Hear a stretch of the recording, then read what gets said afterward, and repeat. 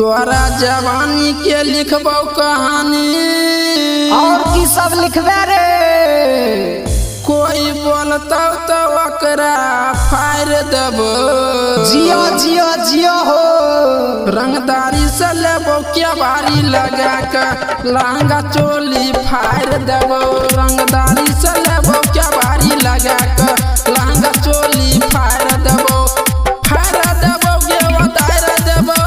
Fire देबो गे वदायर देबो। रंगदारी से लेबो क्या बारी लगा के लहंगा चोली फायर देबो। रंगदारी से लेबो क्या बारी लगा के लहंगा चोली फायर देबो।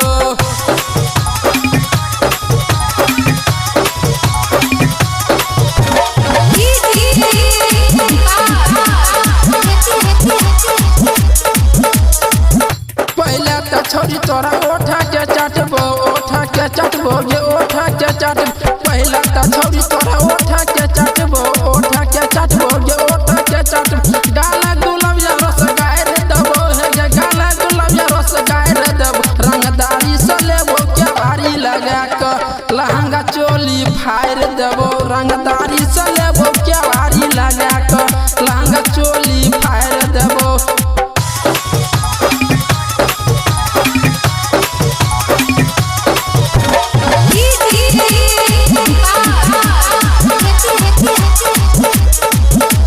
दोसर बेरी है गे सोनमा गेले तो सोनमा गेले तो गे सोनमा गेले तो दोसर बेरी है गे सोनमा गेले तो सोनमा गेले तो गे सोनमा गेले।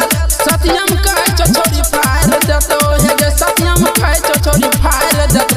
रंगदारी से लेबो क्या बारी लगा के लहंगा चोली फायर देबो। रंगदारी